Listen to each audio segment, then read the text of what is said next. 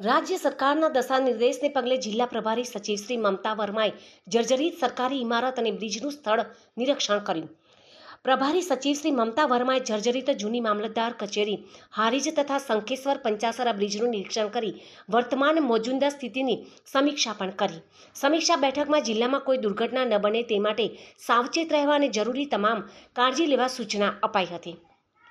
મુખ્યમંત્રી શ્રી ભૂપેન્દ્રભાઈ પટેલ દ્વારા ભારે વરસાદને કારણે ક્ષતિગ્રસ્ત થયેલા રોડ રસ્તાની તાત્કાલિક મરામત હાથ ધરવા અને ક્ષતિગ્રસ્ત માર્ગો તથા પુલોના નવીનીકરણ માટે દિશા નિર્દેશો આપવામાં આવ્યા છે.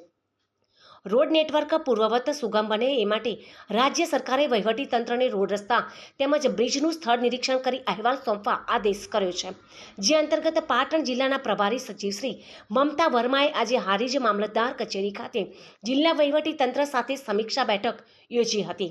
પ્રભારી સચિવ શ્રી મમતા વર્માએ જર્જરિત જૂની મામલતદાર કચેરી હારીજ તથા શંખેશ્વર પંચાસરા બ્રિજનું સ્થળ નિરીક્ષણ કરી વર્તમાન મોજૂદા સ્થિતિની સમીક્ષા પણ કરી હતી.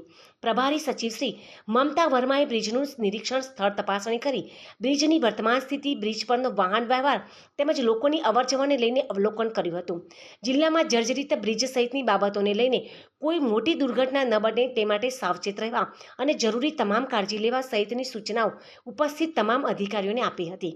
આ પ્રસંગે જિલ્લા કલેક્ટર શ્રી તુષાર ભટ્ટ તેમજ જિલ્લા વિકાસ અધિકારી શ્રી CL પટેલ તેમજ જિલ્લા પોલીસ અધિક્ષક શ્રી VK નાઈ તેમજ પ્રાંત અધિકારી શ્રી સમી મામલતદાર શ્રી સહિતના અધિકારીશ્રીઓ હાજર રહ્યા હતા.